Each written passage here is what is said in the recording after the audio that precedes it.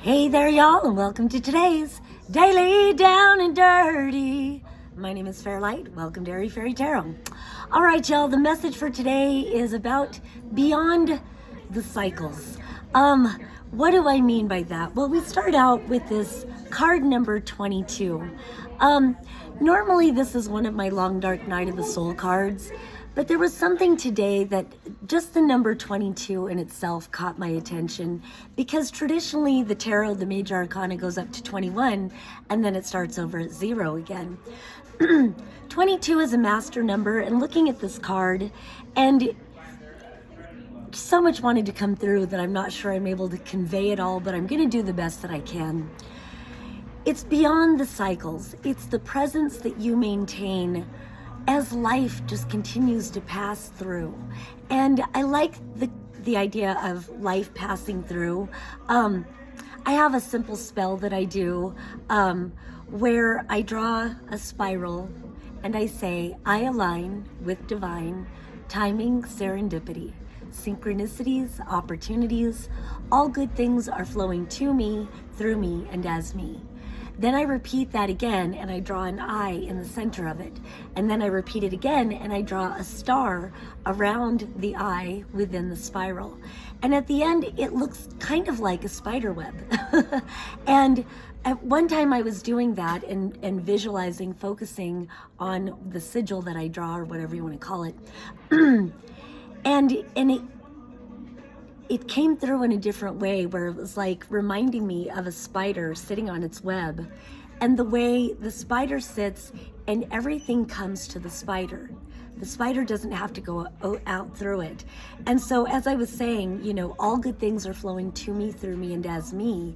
It made me realize that in some respect, I'm sitting still and life is passing through me. And I've seen this concept personified or heard it spoken of in other places, other people speaking of it that way. And so it started making me think about, and then looking at the rest of the cards, it was like, whoa, sometimes you need to know yourself beyond the cycle. And recognize that you are the one weaving the web. You choose what is flowing to you, through you, and as you.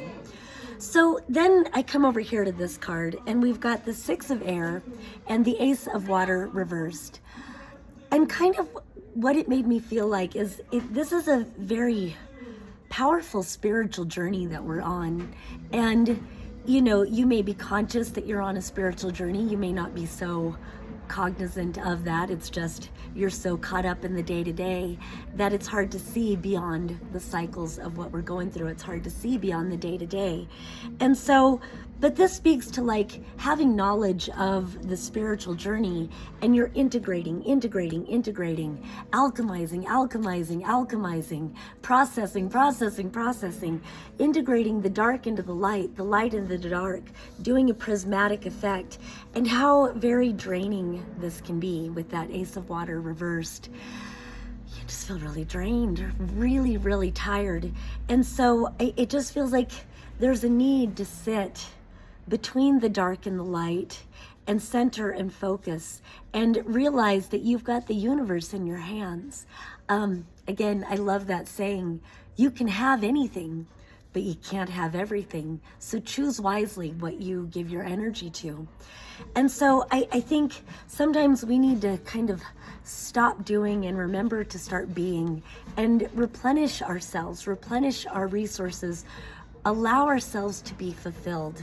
And there's something about connecting with your own divine truth, this illumination at the throat of the dragon. Yes, it's reversed. So it's like sometimes you just need to maybe stop the process so much and just receive, and not be so drained. And then I just thought it was funny, like this fuck ton of cards, 1, 2, 3, 4, 5, 6, 7, 8 cards came out. And it really just spoke to the cycles that we run through. We start out as the maiden or the youthful energy, and we get inspired by the white rabbit. We want to go down the rabbit hole and discover the next new thing. But then no sooner do we go to the experience of that, then we have an experience that's devastating. We're disappointed or heartbroken or grieving, and then we have to process the grief. But even through the grief, we get to clarify the new energies, the new passions, the new desires. And then we've got the number 1 card reversed. Normally it's the magician, it's the baby.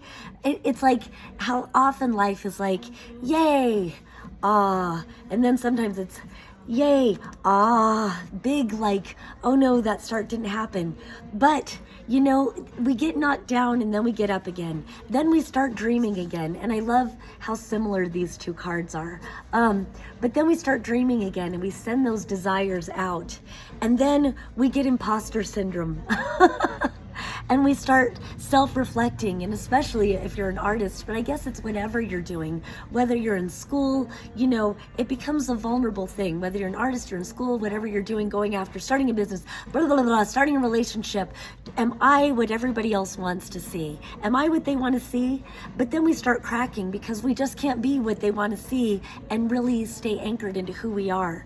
And then, so somehow in there, we can either lose ourselves or we can gain this authority over ourselves. I love this father kind of emperor energy of sitting on the throne. And I love his eyes, like this determined and serene look. Like, I know who the fuck I am. And then no sooner do we level up into standing our ground and staying in the power of who we are, then we experience another defeat, judgment reversed. Oh fuck, I didn't achieve my goals. I still have my goals, but I feel like a failure. And then finally you arrive at, I'm just going to be centered into who I am. I'm just going to be centered into who I am. I'm going to be illuminated in the present moment. I'm going to find my voice. I'm going to find my joy. I'm going to be balanced in the here and now and be grateful in the here and now beyond the cycles. All right, that's all I have for today. Once again, my name is Fairlight. Thank you so much for watching.